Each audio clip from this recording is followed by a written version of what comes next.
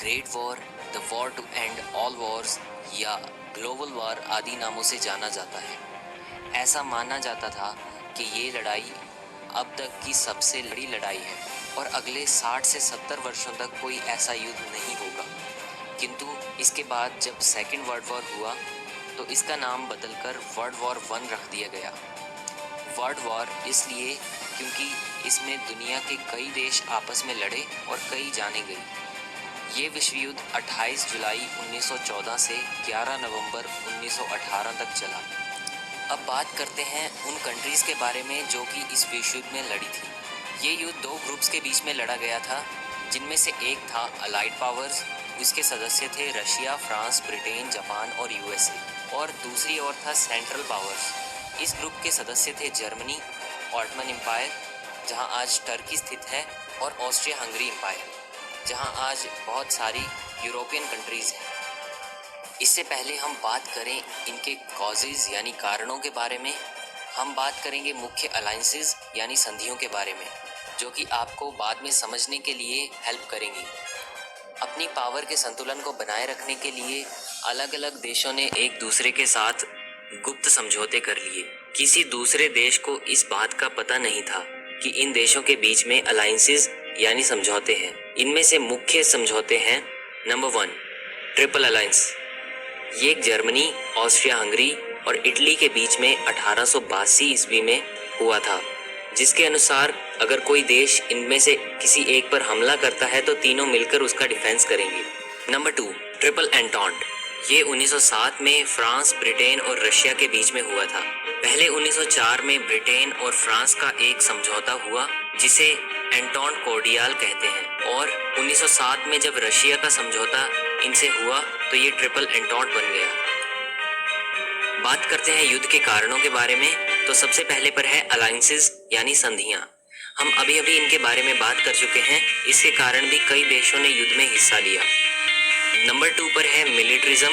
हर देश अपने आप को अधिक शक्तिशाली सिद्ध करने के लिए नए नए हथियार, नए नए टैंक, मशीन गन्स और बड़ी और अधिक शक्तिशाली सेना व जहाज बनाने की दौड़ में लगे थे। इन सभी चीज़ों में ब्रिटेन और जर्मनी सबसे आगे थे। वहाँ इंडस्ट्रियल रिवॉल्यूशन काफ़ी तेज़ी से फैल रहा था। इसी दौड़ में अपने आप को सबसे आगे रखने के लिए सभी देशों ने अपनी अपनी शक्तियों का प्रयोग किया और ये वर्ल्ड वॉर का मुख्य कारण बना। नंबर 3 पर है इंपेरियलिज्म यानी साम्राज्यवाद। साधारण शब्दों में कहें तो उस समय के पश्चिमी यूरोप के देश चाहते थे कि वे दूसरे देशों पर अपना राज करके अपनी मैन पावर यानी आर्मी और सभी रिसोर्सेज को बढ़ाएं। ब्रिटेन इस मामले में सबसे आगे था, जिसने भारत को भी अपने अधीन कर लिया था। एक समय में तो ब्रिटेन 25% दुनिया पर अपना राज कर चुका था। इसमें सभी यूरोपियन देशों ने अफ्रीका पर कब्जा करना शुरू कर दिया क्योंकि ये एरिया में काफी बड़ा था। Death of archduke Franz Ferdinand 28 जून 1914। इस घटना का वर्ल्ड वॉर से बहुत ज्यादा संबंध है। Archduke Franz Ferdinand Austria Hungary के राजकुमार थे और बाद में राजा बनने वाले थे। एक बार ये ऑस्ट्रिया हंगरी के साराजेवो नाम के शहर में एक टूर पर आए थे।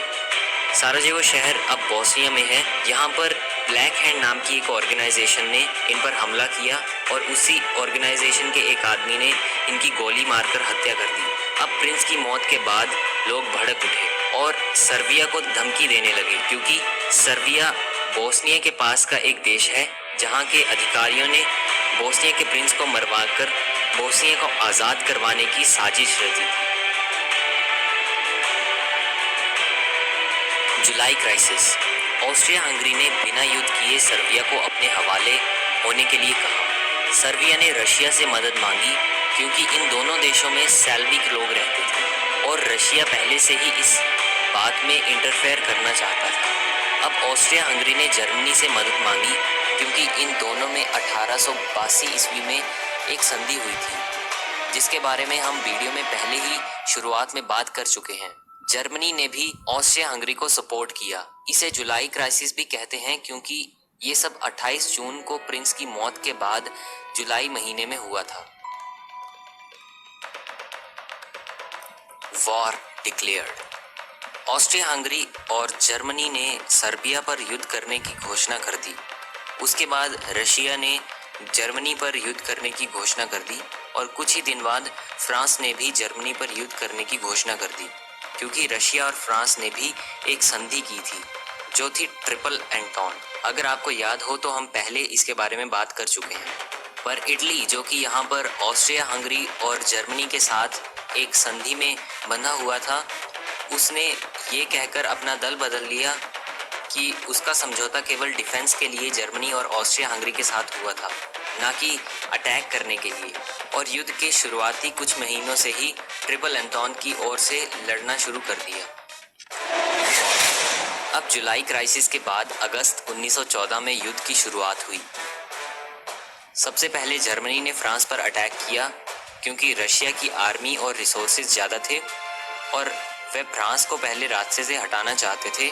बाद में वे रशिया पर अटैक करना चाहते थे। इसके लिए उन्होंने बेल्जियम का रूट चुना और फ्रांस पर अटैक किया। जैसे ही जर्मनी की आर्मी बेल्जियम के रास्ते घुसी, ब्रिटेन ने जर्मनी के खिलाफ युद्ध की घोषणा कर दी, क्योंकि ब्रिटेन और बेल्जियम के बीच में भी 1939 में एक संधि हुई थी जिसमें ब्रिटेन को उनकी रक्षा करनी थी। इसलिए अब ब्रिटेन ने भी अपनी आर्मी को फ्रांस की मदद करने के लिए भेज दिया। जर्मनी फ्रांस में घुसने में तो सफल हुआ, लेकिन फ्रांस को हरा नहीं पाया, क्योंकि ब्रिटेन ने आकर फ्रांस को सपोर्ट किया। और दूसरी ओर ईस्ट में जर्मनी ने रशिया के लगभग 3 लाख सैनिकों को मारकर उसे पछाड़ दिया। उसके बाद ऑटमन एम्पायर ने रशिया पर 29 अक्टूबर 1914 में अटैक किया, क्योंकि ये दोनों बहुत पुराने दुश्मन थे और एक दूसरे पर कंट्रोल करना चाहते थे। इसका दूसरा कारण ये भी है कि रशिया जिस समुद्री रूट से दुनिया के साथ जुड़ा हुआ था, वो ऑटमन एम्पायर के पास डार्डेनल स्टेट्स की ओर से जाता था। आप इस मैप में देख सकते हैं ये रूट रशिया का मेन ट्रेड रूट है। तो रशिया चाहता था कि ऑटमन एम्पायर उसके रास्ते में कोई बाधा ना डाले, इसलिए ये दोनों आपस में एक दूसरे के खिलाफ युद्ध में उतरे। उसके बाद ऑटमन एम्पायर ने स्यूज कैनाल पर हमला कर दिया, क्योंकि ब्रिटिश और इंडिया जोड़ने वाली ये एक मुख्य कड़ी थी। हालांकि बाद में इसे बचा लिया गया। लगभग 3 साल तक न जर्मनी आगे बढ़ा न फ्रांस। उस समय लड़ाई ट्रेंचेस में होती थी। ये ज़मीन के अंदर निकाली गई नालियों जैसी जगहें होती हैं जहां सैनिक गोलियां चलाते हैं, और ये डिफेंस में भी काफ़ी काम आती है। सैनिक अपना बहुत सारा समय यहीं पर गुजारते थे। बैटल ऑफ सोम ये 1 जुलाई 1916 से 18 नवंबर 1916 तक चला। इसमें अलाइड पावर्स के एक दिन में 80,000 सैनिक मारे गए, जिनमें से ज़्यादातर ब्रिटेन के थे। फ्रांस और ब्रिटेन ने अफ्रीका में जर्मनी की कॉलोनीज पर हमला कर दिया। वहीं दूसरी ओर जापान ने भी माइक्रोनेशिया और चाइना में जर्मनी की कुछ कॉलोनीज पर हमला कर दिया। जापान युद्ध में ब्रिटेन और उसके बीच हुई एक संधि के कारण कूद पड़ा। ब्लैक सी में ऑटमन शिप्स ने रशिया के कुछ बंदरगाहों पर हमला करना शुरू कर दिया। टर्की यानी ऑटमन एम्पायर के गैलीपोली शहर पर ऑस्ट्रेलिया और न्यूजीलैंड की आर्मी ने हमला कर दिया। इस आर्मी को एंजैक भी कहते हैं, पर इसे पूरी सफलता नहीं मिली। जर्मनी और ब्रिटेन में नेवल वार शुरू हो गया, लेकिन यहाँ जर्मनी की बनाई गई सबमरीन्स ने अलाइड शिप्स पर अटैक करना शुरू कर दिया। इन सबमरीन्स को यू बोट्स भी कहा जाता था। America enters in war. पहले तो जर्मनी अलाइड शिप्स पर ही अटैक करता था, लेकिन बाद में जर्मनी ने पैसेंजर शिप्स पर भी अटैक करना शुरू कर दिया, जिसमें आम लोग अमेरिका से यूरोप जाते थे।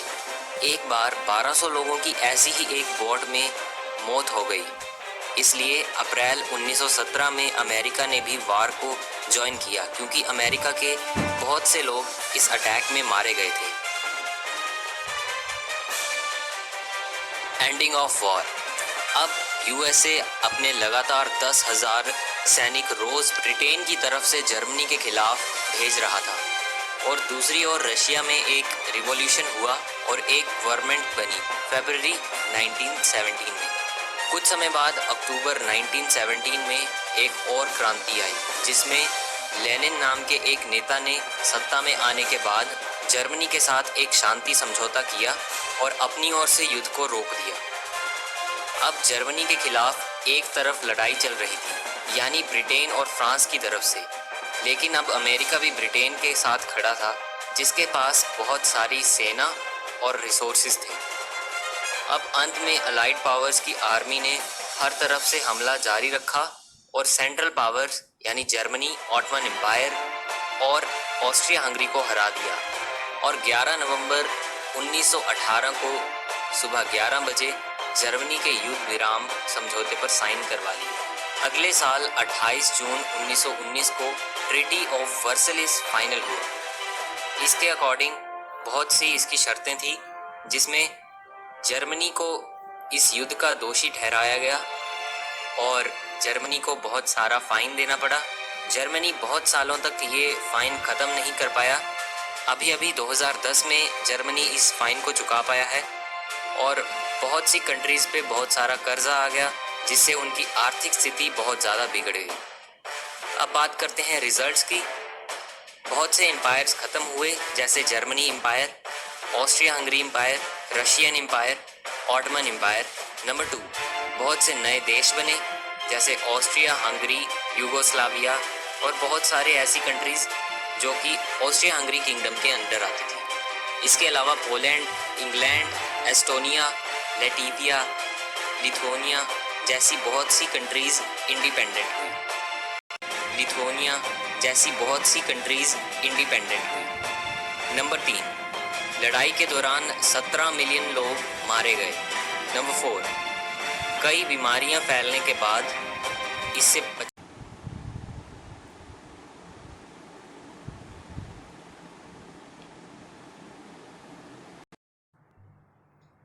Today we will start history chapter 1 First World War. I also known as the First World War or the Great War or was a global war. इसे ग्रेट वार भी कहा गया और ग्लोबल वार भी कहा गया। ये कब से कब तक चला है? डेट 28 जुलाई 1914 टू 11 नवंबर 1918 तक। तो 4 साल तक ये फर्स्ट वर्ल्ड वार चला। Location Europe. अब कोई भी युद्ध के कारण होते हैं, है ना। युद्ध बोलने से अपन को समझ में आ जाता है कि बहुत लोग मारे जाते हैं, धन जन की हानि होती है, करोड़ों का नुकसान होता है और युद्ध के भी कुछ कारण होते हैं, रीज़न होते हैं। तो ऐसा कहा जाता है कि इसका जो तात्कालिक कारण क्या था उसको बताना है आपको। तो तात्कालिक कारण मेरे ख्याल से ये है, after the assassination of archduke Franz Ferdinand of Austria, his murder capitulated into a war across Europe. ऐसा कहा जाता था कि वहाँ के जो तात्कालिक राजा थे, राजकुमार और उसकी पत्नी, उसकी हत्या हो जाती है। ये प्रमुख कारण बना प्रथम विश्व युद्ध का। अब प्रथम विश्व युद्ध में क्या हुआ, 2 भागों में बढ़ गए, एक सेंट्रल पावर और दूसरा एलाइस। अब सेंट्रल पावर में कौन कौन देशों ने हिस्सा लिया? जर्मनी, ऑस्ट्रिया हंगरी एंड तुर्की। अब एलिसिस मतलब मित्र राष्ट्र, फ्रांस, ग्रेट ब्रिटेन, रसिया, इटली, जापान। ठीक है। अब इसमें मेन रीज़न अब बताना है, वो उसके तात्कालिक कारण थे। अब मेन रीज़न में आएगा मिलिट्रिज्म। मिलिट्रिज्म मतलब सभी देशों ने इतना अधिक विकास कर लिया था कि सबके पास तोप, गोले, मशीन गन, ये सब औजार आ गए थे। तो इसका उपयोग कैसे करेंगे, कैसे बताएंगे कि हम ज़्यादा शक्तिशाली हैं, है ना। तो ये जानने के लिए उन्होंने क्या किया था, युद्ध लड़ने की सोची। The competition of build bigger more weapons. लोगों के पास बहुत हथियार आ गए थे, बहुत बड़े बड़े मशीन गन बनाए गए, उसका उपयोग करना चाहते थे। दूसरा, एलियंस सिस्टम्स, संधियाँ हुई। पहले क्या करते थे, गुप्त संधि होती थी, किसी को पता भी नहीं चलता था, थर्ड पर्सन को, है ना, कंपटीशन करने के लिए कि हमारे देश में कौन कौन सा राज्य आ सकता है, ये जानने के लिए। The 2 side form competing gang. Third, imperialism. The competition over colonies and business.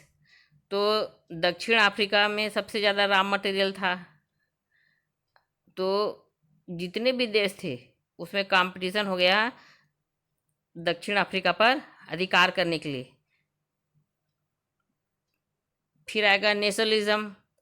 इसमें सभी देशों में क्या आई, एकता की भावना आ गई, अपने राष्ट्र प्रेम की भावना उमड़ पड़ी, हम भी स्वतंत्र राष्ट्र रहे, ऐसा लोगों के मन में आने लगा। The free pride in one's country, लोगों में अपने देश के प्रति प्रेम की भावना जागृत हुई। नेक्स्ट रीज़न हो सकता है history. There is a long history between the European countries. हम पहले भी जानते हैं कि यूरोपियन कंट्री था वो सबसे शक्तिशाली देश में उभर रहा था, है ना। आएगा, इसके बाद आएगा next spark, the event that causes the long term problems to below. और सब स्वतंत्र होना चाहते थे, एक दूसरे में मिलना नहीं चाहते थे, है ना। गुट बन जाने से क्या होता है, चिंगारियाँ नहीं भड़क उठती है, वो उसके विरुद्ध आवाज़ उठाता है तो ये इसके विरुद्ध आवाज़ उठाता है, ऐसी सब भावनाएं आ जाती है।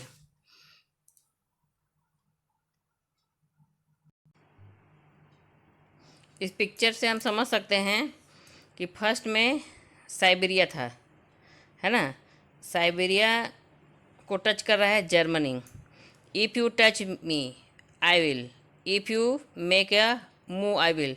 तो फर्स्ट और सेकेंड की लड़ाई थी, पर सब देश एक दूसरे को सपोर्ट कर रहे हैं, ऐसे करके ये क्या बन गया, वर्ल्ड वार बन गया, ग्रेट वर्ल्ड वार बन गया, है ना। फर्स्ट वर्ल्ड वार में ट्रेंच देखा गया। ट्रेंच क्या है कि ज़मीन में 1-2 मीटर गड्ढा खुदाई की गई, उसमें सैनिक लोग अपना जितने भी गन्स रहते थे, जितना इस्तेमाल करते थे उन लोग गन का, वो सब इसमें रखते थे और वो सेफ रहते थे, है ना। बाहर लैंड में अगर रहते तो क्या होता, कोई भी उन्हें मार सकता था। तो सुरक्षित रहने के लिए एक ट्रेंच बनाया गया, उसमें कई महीने तक ये लोग ऐसी 4 साल तक इसके अंदर में रहे लोग। उसके कारण कई बीमारी से भी इनको का सामना करना पड़ा, है ना। बारिश के दिनों में क्या हो गया, मिट्टी से इनके पैर में बीमारियां होने लगी, इन्फेक्शन हो गया, तो इसमें बहुत सारे लोग मर गए। ऐसा कहा जाता है कि ये अभी तक का बनने वाला सबसे बड़ा ट्रेंच रहा है। अपनी सुरक्षा के लिए उन्होंने, वहाँ के जो सोल्जर लोग थे, उन्होंने ये पद्धति अपनाई थी।